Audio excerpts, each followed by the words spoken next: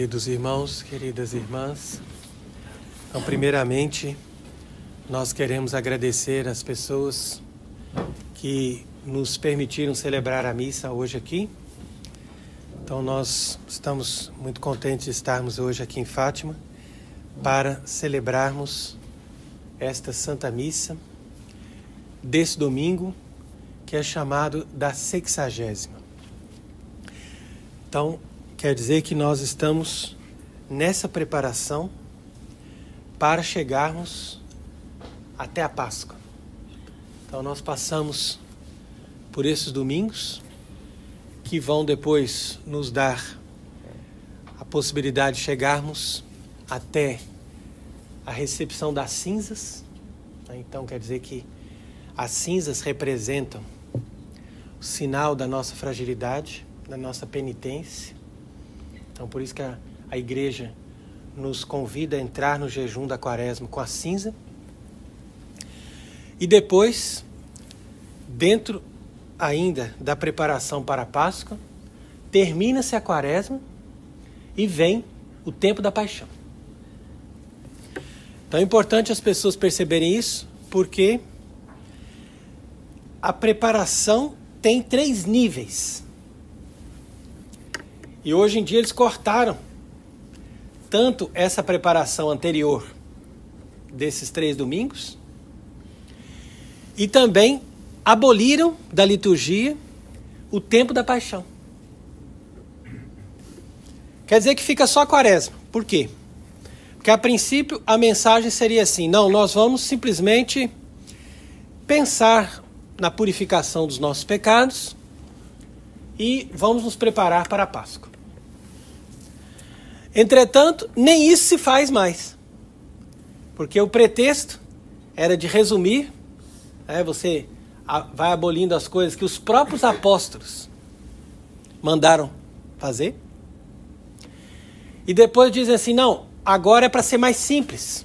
É só preparação através da contrição dos pecados. Entretanto, a gente sabe que nem isso se faz. E no Brasil, inclusive, eles fazem uma tal de campanha da fraternidade. Então chega na quaresma, eles tocam umas músicas barulhentas e começa a falar da ecologia. Ah, não, porque pecado social, porque nós estamos matando as árvores, nós estamos poluindo, nós estamos matando os macacos não têm vida, não têm qualidade de vida. Né? Então, com isso, a pessoa faz uma contrição, claro, não. Verdade, eu poluí, matei várias árvores. E assim a pessoa vai se preparando para a Páscoa. Consciência ecológica. A consciência ecológica, salvar o planeta e dali, chegar no céu. Mas o perigo é a gente entrar nessa religião e se esquecer que Cristo deu a vida por nós na cruz. Porque isso aí eles não pensam. Eles já não lembram disso. Antigamente as pessoas faziam procissões penitenciais. As pessoas tiravam as cordas do violão, chegava na quaresma, ninguém tocava mais música nenhuma. Hoje em dia as pessoas passam 11 horas da noite, sexta-feira santa, eles estão tocando música, fazendo festa. Ah não, sexta-feira santa, melhor dia para fazer festa. Porque é claro, vai emendar a sexta com sábado e domingo, é o melhor dia, eles fazem a festa os 3 dias. A música não para os 3 dias. Então nós saímos do mundo cristão e chegamos no mundo satânico. Por quê? Porque tiraram a cruz, que é o tempo da paixão, isso aí foi abolido, e tiraram também o tempo anterior à quaresma, que é esse que nós estamos agora. Como nós dissemos na homilia que nós fizemos no Brasil na semana passada, a 70ª é para nos convidar a ter a paciência e aceitar o sofrimento. E hoje a 60ª é para nós vermos, através do exemplo de São Paulo, como que nós vamos vencer as tribulações e como que nós temos que confiar em Deus para nós nos unirmos a Cristo nas dificuldades e nos sofrimentos.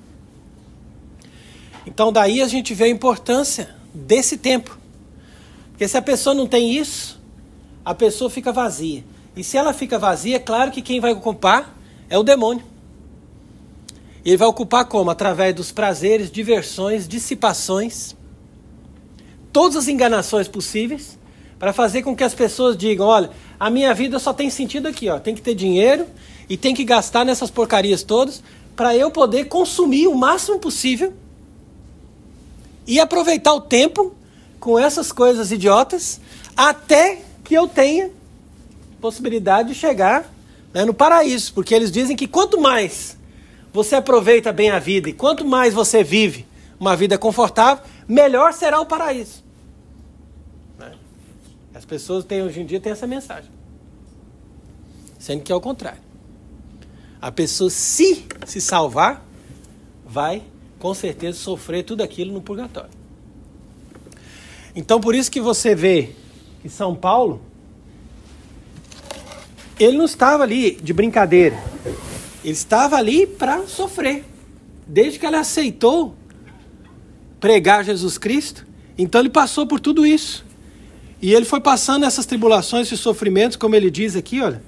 Ele escreveu isso aos Coríntios, não para se gloriar, como ele mesmo diz, não é para me gloriar. Mas já que vocês estão falando muito, né, porque na época tinha pessoas que estavam dizendo, não, eu sou melhor por causa disso, sou melhor por causa disso. Ele falou assim, eu me glorio naquilo que eu sofri por causa de Deus.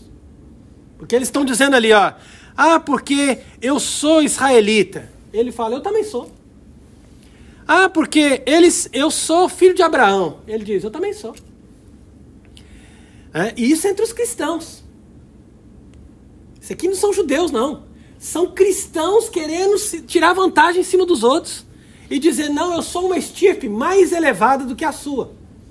Porque eu sou descendente direto da família tal, de tal ramo. Eu sou de uma classe livre, de pessoas perfeitas, de pessoas puras. É isso que eles ensinavam. São Paulo viu aquilo e falou assim, não, eu vou discutir com eles agora.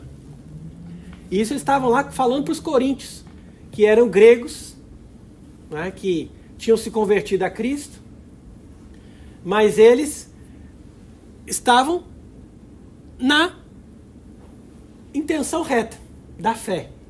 Aí chegam, de repente, esses pregadores, né, que hoje em dia tem também esses super pregadores, ou essa gente que se apresenta aí como, não, porque eu sou sede vacantista, porque eu faço isso, porque eu faço aquilo, mas, cuidado, né? Não é por aí. Porque nós não estamos buscando uma igreja de pessoas puras, perfeitas, que nunca pecaram, que nunca erraram, né? Nós estamos buscando o serviço de Deus. E é isso que São Paulo vai mostrar aqui, ó. Porque eles dizem que estão sábios, que são ministros de Cristo, mas eu vou agora contar o que eu faço então. Porque ele era apóstolo e era desprezado por essa gente. Então ele fez questão de escrever uma carta para ele e falou assim, não, então escuta agora a minha resposta para essa gente aí, que se apresenta como que há de mais alto nível. Então vamos agora falar o que eu já passei.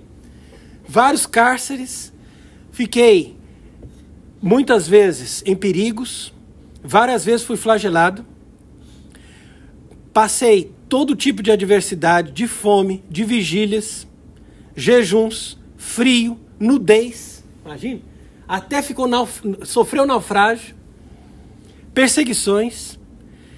Ele diz, né, que uma vez ele estava ali em Damasco, que as pessoas queriam levar ele preso, tiveram que passar ele por uma fenestra, quer dizer, uma janela, né? Passaram ele pela janela e ele escapou. Teve que fugir sozinho. Então assim era a vida dos apóstolos.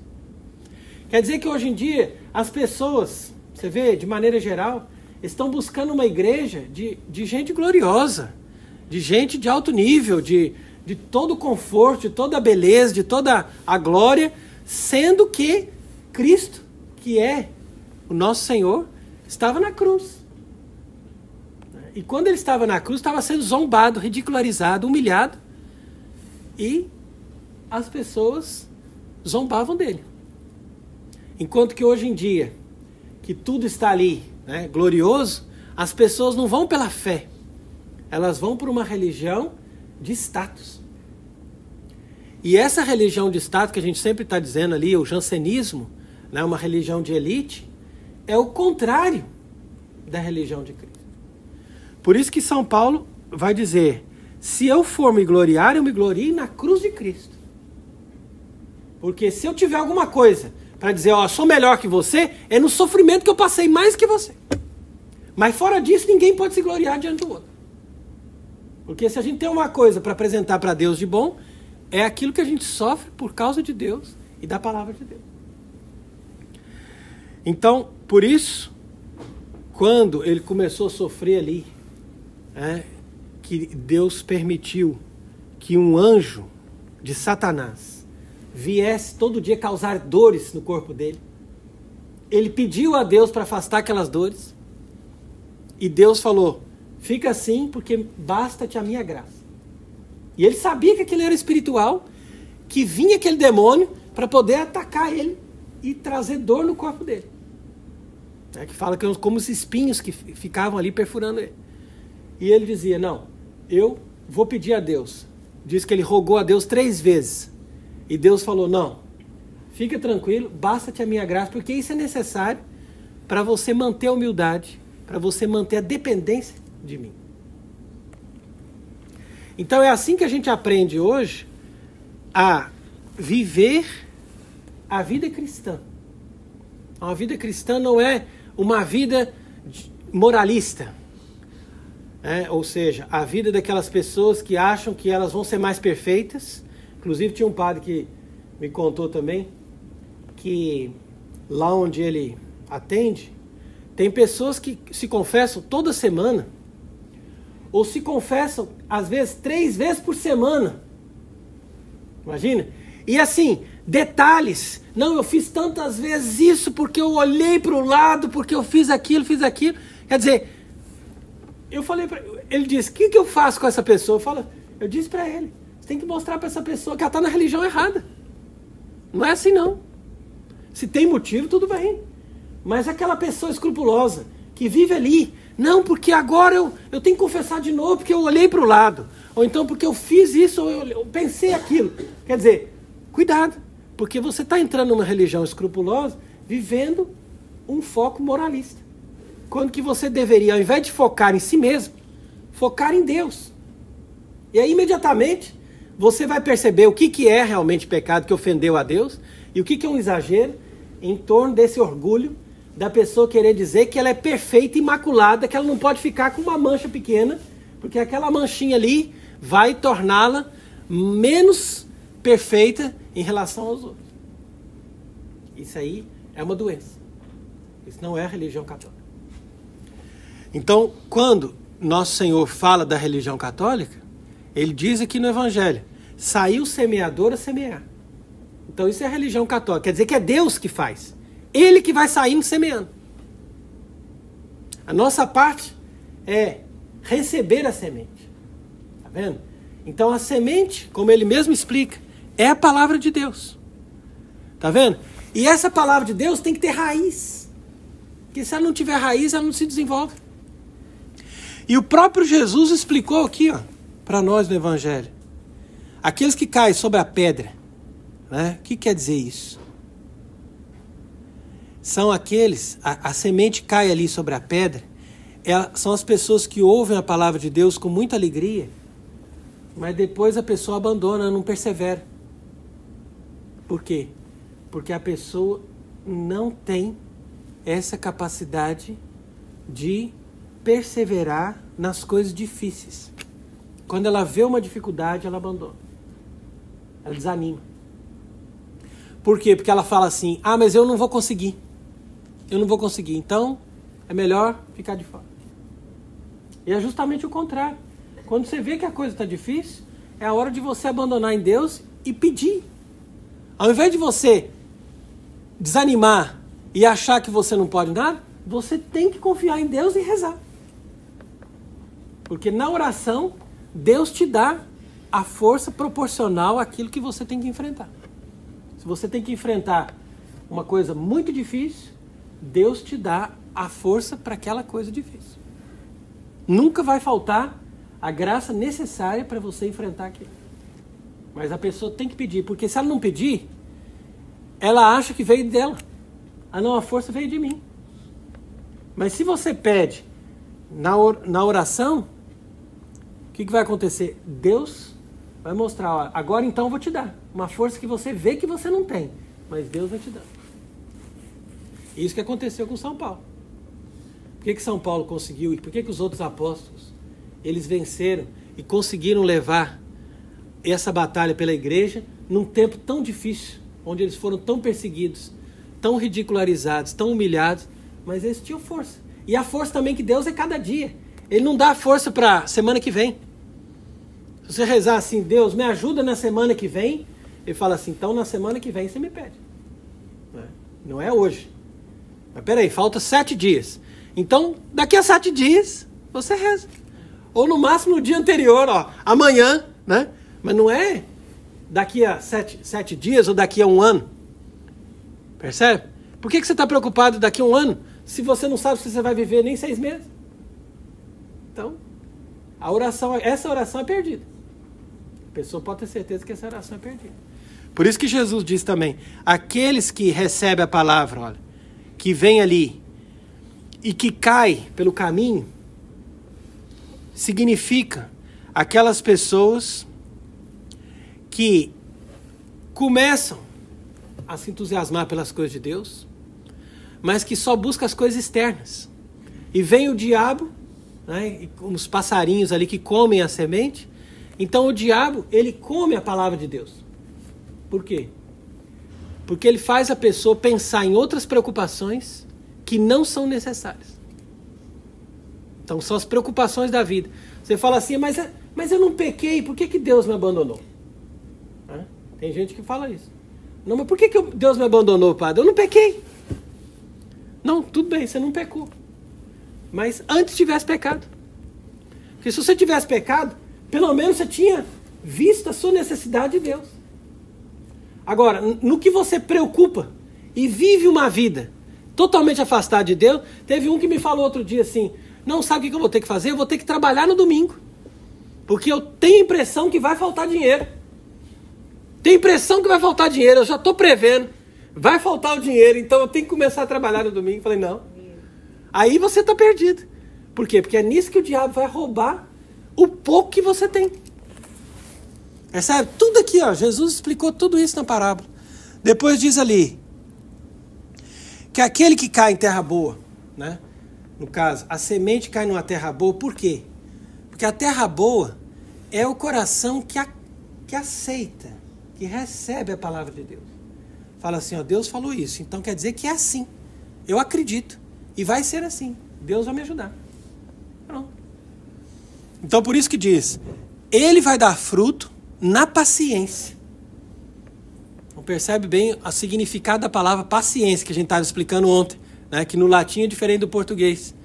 O português fala longanimidade, a gente não usa a palavra longanimidade. Longanimidade é uma coisa, paciência é outra. Então, na verdade, quando a pessoa está tolerando muitas coisas, ela está sendo longâmine, quer dizer que ela tem longanimidade. Mas a paciência é quando ela está suportando sofrimento. É outra coisa. Porque ela está padecendo. Pácio, vem de pácio. Padecer.